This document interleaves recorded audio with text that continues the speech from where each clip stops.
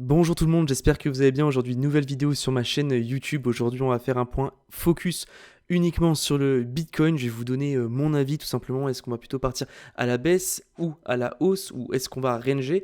Et en fonction des différents scénarios, des différentes situations, je vais vous donner moi ma stratégie. Qu'est-ce que je vais faire? Alors évidemment, ce n'est pas un conseil en investissement. Je vous invite sincèrement à aller voir l'avis de d'autres YouTubeurs pour vous forger votre propre avis. Mais en tout cas, les gars, voilà, moi je vais vous donner ma stratégie. Qu'est-ce que je vais faire et voilà, de manière très transparente avec vous, à quoi on peut s'attendre sur le Bitcoin dans les prochains jours, prochaines semaines. Je dirais plutôt prochains jours parce qu'on va faire également un point sur les données macroéconomiques qui vont sortir notamment aux États-Unis cette semaine. Vendredi, on va avoir le Core PCE, on va également avoir le PIB et mercredi, on va avoir également la Fed. On va pas avoir le FOMC, mais on va avoir la Fed qui va commencer à donner son point de vue sur l'économie. Donc on a énormément de données qui peuvent influencer cette semaine.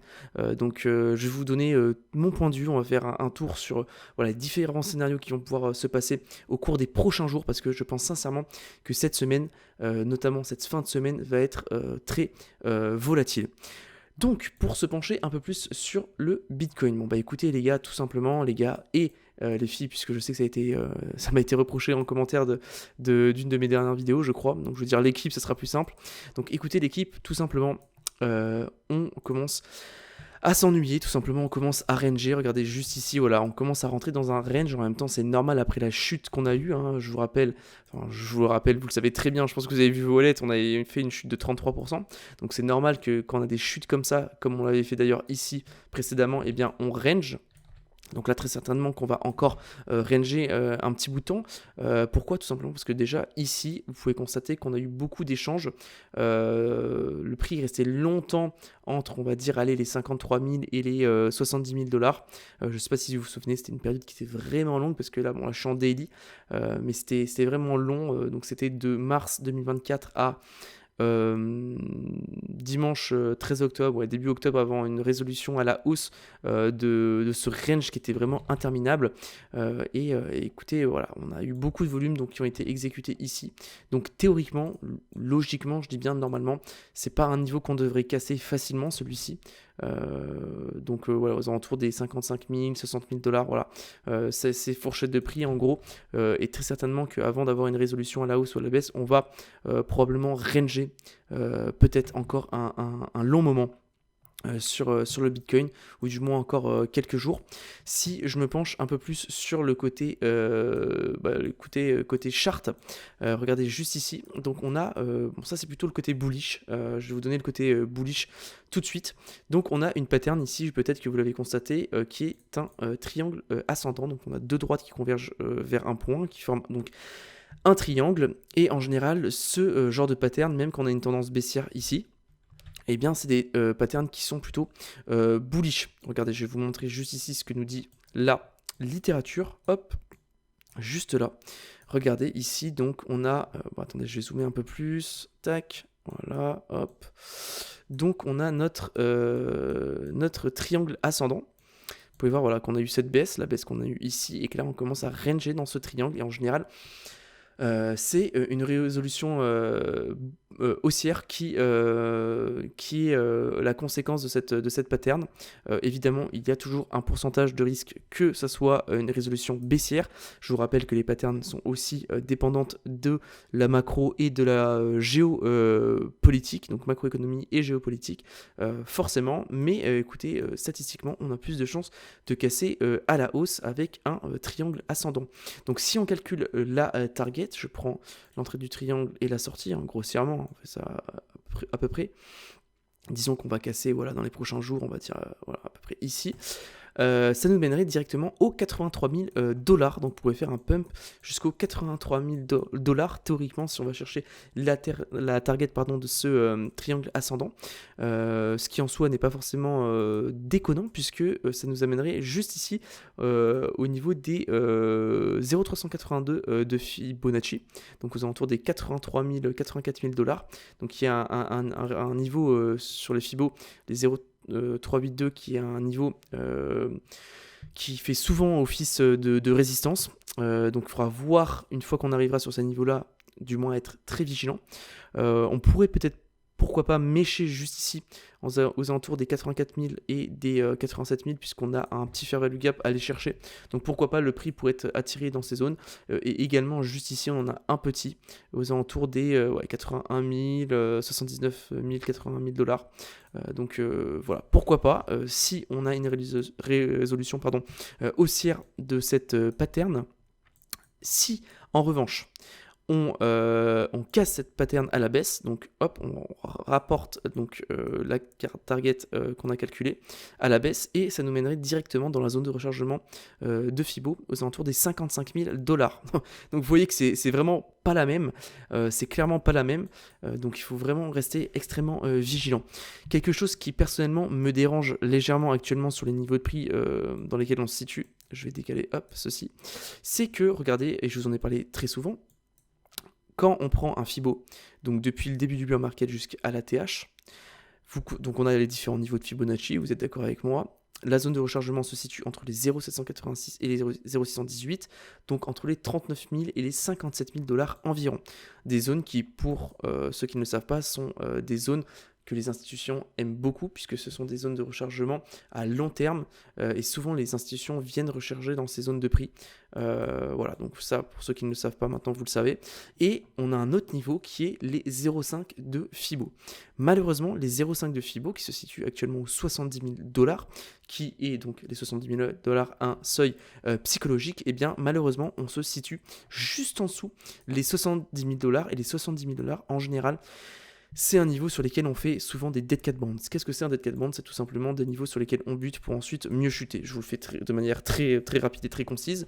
Et d'ailleurs, vous pouvez constater que juste ici sur cette bougie, on a méché sur les 0,5, sur les 70 000 dollars.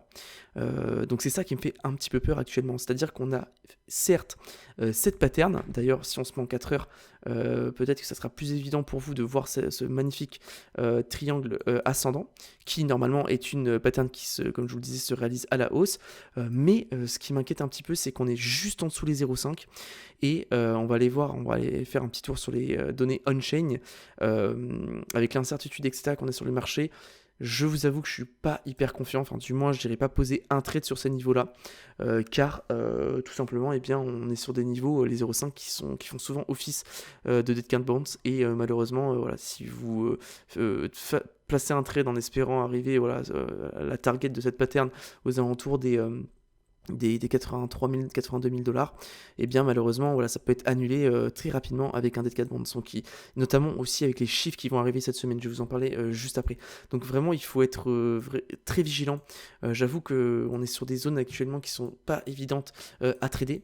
Alors évidemment, je vous l'avais dit, personnellement, psychologiquement actuellement, personnellement, on est en bear market, c'est le biais psychologique que j'ai actuellement. Pourquoi? Parce que je vous l'avais dit dans mes vidéos, c'est si on casse les 0,382 des niveaux en weekly, et 0,382 tout court, donc on était en bear market. Et on les a cassés très franchement. Je pense qu'on est tous d'accord pour se dire.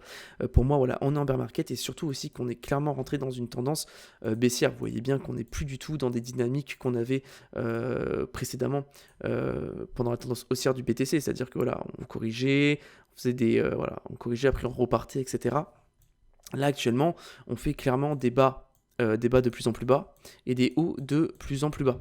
Et ça, c'est voilà. Il n'y a pas besoin d'être un trader professionnel pour le savoir, c'est qu'on est passé dans une tendance baissière. Et en général, personnellement, je préfère suivre la tendance. Et là, actuellement, ce que ça m'invite à penser, c'est que très certainement, on va aller chercher malheureusement la zone de rechargement. Personnellement, je pense sincèrement qu'on va aller dans ces niveaux de prix. Peut-être que, voilà, comme je vous le disais, ici, on en a eu beaucoup de volume exécuté, donc peut-être que tout simplement, cette pattern, ça sera une non-résolution. On va tout simplement ranger. Peut-être un jour, après le range, avoir travaillé les volumes cassés à la baisse pour aller chercher la zone de rechargement quelques temps, et ensuite pour repartir à la hausse, comme on avait pu faire un petit peu précédemment lors du dernier bear market. Donc c'est un scénario, donc qu'est-ce qu'il faut retenir de ça? Eh bien les gars, c'est très simple. C'est qu'il faut que vous soyez prêts aux deux scénarios, et comme on est prêt aux deux scénarios, eh bien il y a plusieurs solutions. La première, c'est de toujours avoir des liquidités de côté, et si vous avez des liquidités de côté actuellement, eh bien félicitations à vous les gars, franchement je vous félicite, parce qu'il y a très peu de personnes qui ont des liquidités de côté, puisque beaucoup se sont fait rect sur les alts, etc. Puis même si vous avez plus de liquidité sur votre wallet, et si vous avez la motivation encore d'accumuler des cryptos, bah franchement, c'est pas un conseil d'investissement, mais si vous investissez dans les bons projets, etc., dans les bonnes cryptos, dans lesquels il y a vraiment des fondamentaux, une tendance haussière et un intérêt auprès des investisseurs, que ce soit les retail ou les institutions, eh bien vous vous remercierez dans quelques mois, puisqu'on est vraiment sur des zones de prix exceptionnelles. J'ai pas besoin de vous le rappeler. Je vous ai fait une vidéo sur les altcoins, etc., XRP, Sol, on est sur des niveaux, voilà, on est quasiment partout dans la zone de rechargement, donc qui sont des zones de prix, voilà, qui sont tout à fait intéressantes sur le long terme. Mais je pense que ce que vous voulez savoir en regardant cette vidéo, c'est est-ce que on va baisser plus, et si on baisse plus, est-ce qu'il faut vraiment que je garde de la liquidité de côté pour pouvoir racheter la baisse, ou bien est-ce qu'on va stagner et repartir à la hausse? Dans ce cas-là, eh bien, autant que je mette mes billes maintenant tout de suite. Eh bien, les gars, personnellement, ce que je vais faire, c'est que je vais vraiment garder des liquidités de côté parce que je pense sincèrement qu'on va aller dans la zone de rechargement, ce qui nous conduirait sur les altcoins à une baisse encore, pas drastique, mais une baisse encore certaine, de plusieurs, peut-être, je sais pas, 15, 20, 25% possiblement. Donc voilà, l'intérêt de faire un DCA, c'est pas forcément, voilà, je pense que si vous regardez des vidéos et que vous êtes sur le marché actuellement, c'est parce que vous avez vraiment envie d'avoir des points d'achat qui sont optimaux plutôt, pardon.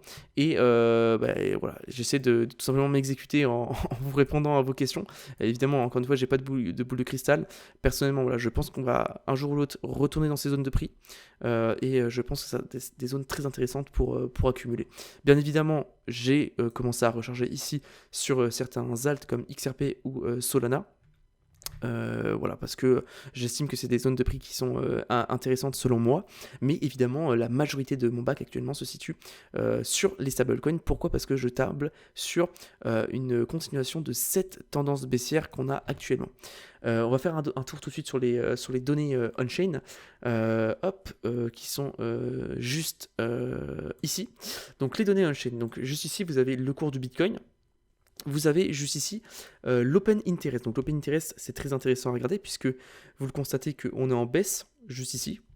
Donc depuis le fin janvier, depuis le 30 janvier, on a littéralement l'Open Interest qui dégringole. Alors parce qu'à la fois on a des positions qui se sont fermées et on a eu des liquidations, parce que qu'est-ce que l'Open Interest? C'est tout simplement pour savoir si vous avez des positions en futur qui s'ouvrent. Ça peut être des positions longues, ça peut être des positions short, etc. Mais ça vous permet de voir s'il y a de l'intérêt sur le futur. Là, vous pouvez constater qu'on a tout simplement un Open Interest qui dégringole depuis fin janvier. C'est impressionnant. Donc en réalité, il y a très peu de personnes aujourd'hui qui sont positionnées en futur. Donc c'est un premier point à noter, ce qui est intéressant puisque finalement on sait que dans cette baisse on a assaini le marché depuis le 30 janvier, depuis la chute qu'on a sur le Bitcoin, on a clairement assaini le marché, donc il va y avoir moins, disons, de mouvements de fous furieux sur le BTC, puisque voilà, les market makers, etc., n'ont pas forcément d'intérêt à aller chercher des liquidations, puisque il peut y avoir des liquidations à des hauts niveaux s'il y a des grosses positions, etc., à aller chercher, mais en tout cas, là, de ce qu'on voit sur Open Interest, il y a beaucoup moins de personnes qui se sont positionnées en levier sur le BTC. Ensuite, on a un autre point qui est intéressant, les spreads qui sont en négatif, et surtout les fundings qui, pour moi, traduisent parfaitement ce qui se passe sur le Bitcoin. Pourquoi? Parce que regardez, en jaune, c'est les fundings négatifs, donc c'est-à-dire qu'il y a plus de gens qui shortent le marché, et quand c'est en violet juste ici, que c'est en positif, c'est qu'il y a plus de gens qui longuent le marché. Et là, ce qu'on constate, vous le constatez là, sous vos yeux, c'est que en réalité, on fait qu'alterner entre un coup les fundings extrêmement négatifs, puis les fundings en positif, etc., jusqu'à être sur des niveaux presque totalement neutres, ce qui n'était pas le cas dans le passé. Regardez juste ici, on était souvent en positif, rarement en négatif, mais là, regardez, c'est assez impressionnant de voir à quel point les investisseurs ne savent pas comment se positionner, puisque un coup, on a des shorts, un coup, on a des longues, un coup, on a des shorts, un coup, on a des longues. Donc, ça traduit bien l'incertitude qu'on a sur le marché, et pour rappel, le marché, vous le savez, déteste l'incertitude. Donc, c'est aussi une des raisons pour laquelle je pense que on va continuer notre tendance baissière. Je vais vous parler des chiffres juste après à surveiller parce que je pense que les chiffres peuvent clairement influencer la dynamique qu'on va avoir dans les prochains jours et qui vont d'ailleurs nous donner une direction dans les prochains jours, prochaines semaines à venir. C'est d'ailleurs pour ça également, selon moi, que le marché est en pleine hésitation. C'est qu'on attend d'avoir une direction claire sur la macro et aussi également la géo. Il me semble que la géopolitique USA-Iran, on aura des suites sur ce qui va se passer de manière plus précise dans les prochains jours, prochaines prochaine semaine, je crois. Je sais plus exactement la date exacte, mais en tout cas, voilà, les chiffres aux States, je vais vous les montrer juste après. Je pense qu'on attend actuellement une direction plus ou moins claire sur ce qui va se passer. Un autre point qui me rend plutôt bearish, c'est l'accumulation du CVD spot. Donc qu'est-ce que c'est le CVD spot? C'est tout simplement le nombre d'achats que vous avez en spot, c'est-à-dire que plus cette courbe monte, plus il y a de l'achat spot et plus elle baisse, moins il y a de l'achat spot. Et là, ouais, vous constatez que la courbe de l'achat spot ne fait que diminuer. Alors, ce qui est très intéressant à regarder, c'est que juste ici, quand vous savez, on a fait cette chute-là, aux alentours, on a méché aux 60 000 $, vous pouvez constater que juste ici, sur les achats spot, on a eu une grosse montée, juste ici. Et d'ailleurs, ça a été vu sur les data on-chain, j'ai pas fait une vidéo à ce sujet, mais beaucoup de youtubeurs l'ont fait, il me semble que Preda en a fait une, sur le fait qu'il y a énormément de whales qui ont accumulé du Bitcoin, qui ont acheté du Bitcoin entre les 60 000 et les 62 000 $. Ouais, entre 60 000 et 65 000 de mémoire, ce qui correspond tout simplement, ce qui se traduit sur le CVD spot juste ici. Donc on a eu des whales, on a eu des achats, des personnes, des institutions qui se sont ruées sur le Bitcoin à ces niveaux de prix. Donc voilà, encore une fois les gars, on est sur des niveaux de prix intéressants. Maintenant la question c'est comment on va optimiser notre DCA, notamment si on arrive sur des points plus bas, voilà, comment situer notre niveau d'injection de liquidité, nos niveaux d'achat, si on y va plus ou moins fort, etc., en fonction de si on va avoir une hausse ou une baisse au moyen long terme. Donc on a eu de l'achat spot juste ici, voilà, quand on était aux alentours des 60-65 000 $. Et malheureusement, vous constatez que ici, depuis donc le 7 février, on a le nombre d'achats spot qui baisse également. Donc ça, malheureusement, ça va pas nous aider dans notre hausse. Pourquoi? Parce que si vous n'avez pas d'achat spot, en général, l'achat spot, c'est très positif. Pourquoi? Parce que c'est pas des personnes qui prennent des leviers, etc. C'est vraiment de l'achat, des personnes qui vraiment achètent la supply. Donc c'est très positif pour créer une pression haussière et malheureusement actuellement ce n'est pas le cas. Donc ça c'est plutôt bearish, on a de l'incertitude, donc voilà, déjà ces deux éléments me font un petit peu, et puis plus les 0,5 de Fibo, me rendent un petit peu bearish honnêtement. Après voilà, on est très dépendant de la macro et de la géopolitique comme je vous le disais, et ça me fait une bonne transition. Pourquoi? Tout simplement parce que cette semaine va être une semaine assez volatile. Alors jusqu'à présent, ça ne l'était pas parce que lundi, je vais mettre en cette semaine. Normalement, je suis en heure française. Cette semaine, alors lundi, le marché était fermé aux États-Unis parce que vous aviez l'anniversaire de George Washington. Vous aviez également le marché un peu asiatique, Canada. Bon, il y a pas mal de marchés qui étaient fermés lundi. Donc mardi, ça a réouvert. Alors mardi également, vous avez donc aujourd'hui le marché asiatique qui va être fermé puisque c'est le nouvel an chinois. En revanche, à partir de mercredi, donc première donnée qui est importante à surveiller, et je comprends pas, il n'y a pas beaucoup de youtubeurs qui en parlent, c'est juste ici à 19h-20h, vous allez avoir le discours de Bauman, qui est membre du FOMC, donc vous allez avoir la minute de la fête, ce qu'on appelle, c'est en gros les comptes rendus de la réunion du FOMC, qui ont lieu en général 3 semaines plus tôt avant, vous savez, le FOMC avec Jérôme Powell. Donc c'est quelque chose qui est intéressant puisque ça nous, en gros les gars, tout ce qui va nous permettre aujourd'hui de donner des éléments au marché pour le diriger, parce je vous l'ai montré dans les fundings, on est en pleine incertitude, ça va nous permettre de pouvoir être plus serein sur les directions de prix qui vont arriver et sur les décisions que nous, en tant qu'investisseurs traders, on va pouvoir prendre. Donc on va avoir une première indication sur ce qui va se passer pour le FOMC dans les semaines à venir. Donc je vous invite à bien regarder la minute de la Fed. D'ailleurs, vous pouvez constater que quand je regarde le prochain FOMC qui aura lieu le 18 mars, on est plutôt sur à 90% une non-baisse des taux. Attention les gars, rappelez-vous, en décembre, on était à ces niveaux-là, 90% de chances de ne pas baisser les taux. Au final, en l'espace de quelques jours, ça s'est totalement inversé. Donc cet indicateur est extrêmement volatile et extrêmement dépendant des chiffres et de la macroéconomie et de la géopolitique aussi.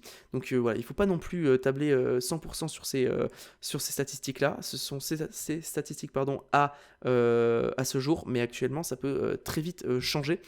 D'ailleurs, je fais une aparté, mais beaucoup de personnes pensent que le chairman de la Fed va être hawkish, donc plutôt quelqu'un de restrictif sur la politique monétaire.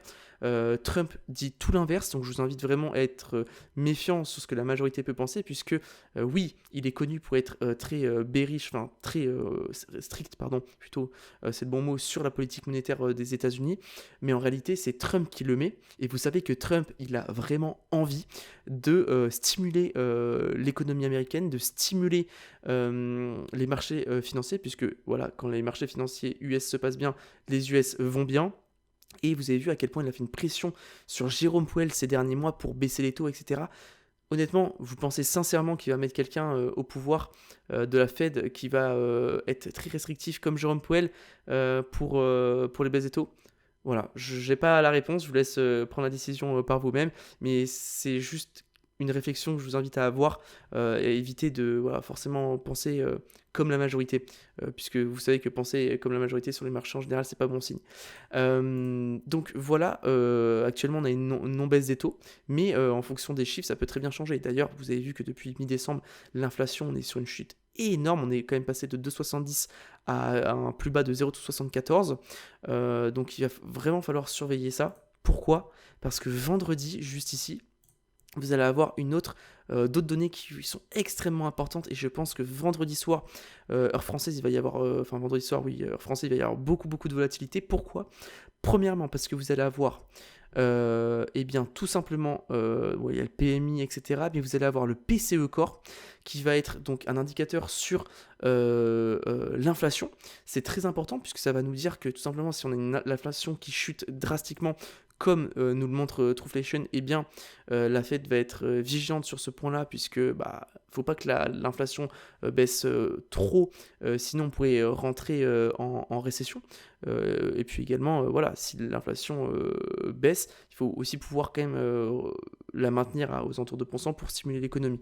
Donc il va falloir vraiment regarder le PCE Core, et également vous avez le PIB. Le PIB qui est juste... Alors attendez, laissez-moi le retrouver. PIB, il est où? Ouais, juste ici. PCE Core à 14h30 heure française, au vendredi. Et le PIB trimestriel à 14h30 aussi. Donc il va vraiment falloir être vigilant. Si le PIB est en dessous les attentes, donc c'est-à-dire si on a moins de 2,8%, on est à 4,4, là il tape sur 2,8. Si on a moins de 2,8%, ça pourrait être extrêmement bullish pour nous, dans un sens où si par exemple le PIB est négatif, ça veut dire que le PIB des États-Unis est négatif, et si c'est le cas, ça veut dire que très certainement on pourrait rentrer dans une récession, et ça, une récession, évidemment c'est pas forcément ce qu'on veut. Alors ça permettrait de reset les marchés, d'avoir un gros crash et let's go, mais en tout cas ce qui est sûr, c'est que si le PIB est négatif, c'est pas bon signe, et il faudra restimuler l'économie pour pas que les États-Unis tout simplement ça soit la catastrophe et que ça parte dans une récession. Donc la Fed, ils vont être extrêmement vigilants là-dessus, et je pense sincèrement l'équipe qu'on aura davantage de direction lorsqu'on aura ces chiffres.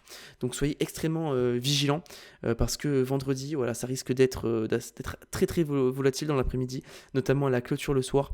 Je vous invite à bien regarder les chiffres, soyez attentifs, et si vous souhaitez trader, n'hésitez surtout pas à aller sur la plateforme Bitunix, c'est la plateforme personnellement avec laquelle je trade.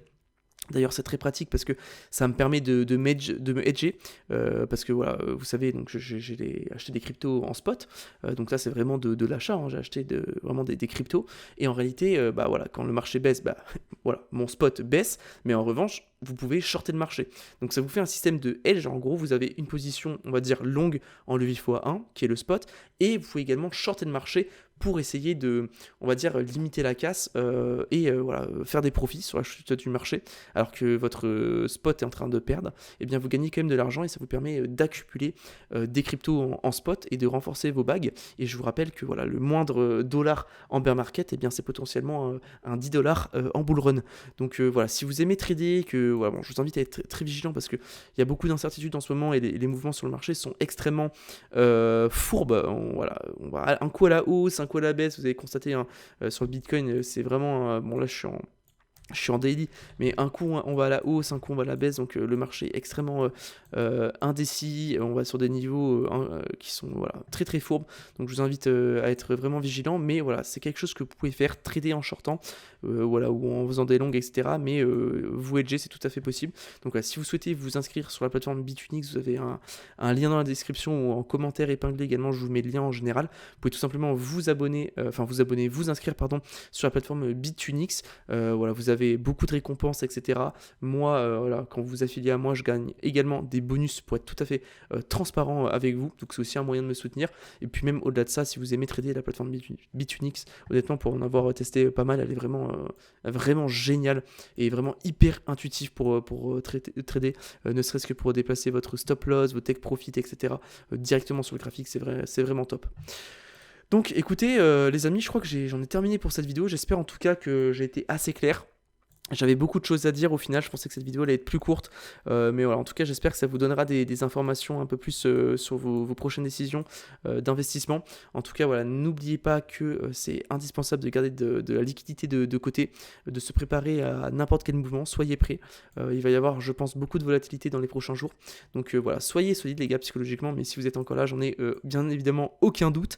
En tout cas je vous remercie, n'hésitez surtout pas à laisser un like et à vous abonner, puisque voilà, si vous venez de me découvrir, ça me permettrait tout simplement de m'encourager. Si vous souhaitez m'encourager, voilà, laissez un like, un commentaire et abonnez-vous si ce n'est pas encore fait. Et ma prochaine vidéo sera sur normalement Injective, puisqu'elle m'a été demandée par quelques abonnés et notamment Serge en vidéo, donc je n'ai pas oublié. Je ferai une vidéo sur Injective puisque voilà, on rentre sur la plupart des altcoins sur des zones de prix intéressantes. Maintenant, est-ce que c'est des tokens qui sont intéressants à holder en bear market sur du long terme? Eh bien voilà, j'y répondrai dans une prochaine vidéo. En tout cas, je vous remercie. N'hésitez pas à aller voir mes dernières vidéos sur les altcoins que j'achète, etc. Et je vous dis à bientôt pour de prochaines vidéos. Bye tout le monde.